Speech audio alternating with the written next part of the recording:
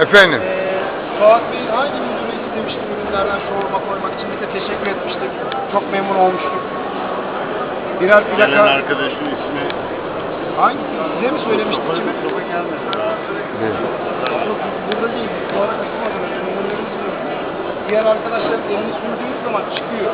Nasıl ulaşıyor? Öyle bir şey yok. Öyle bir şey yok. İnşallah.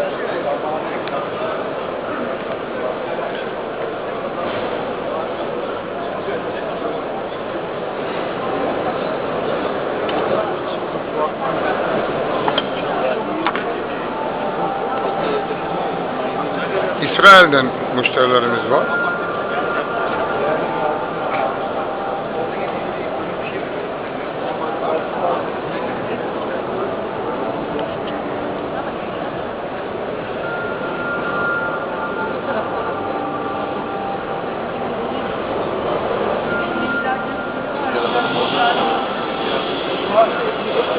Seni çekmeden dayanamıyorum.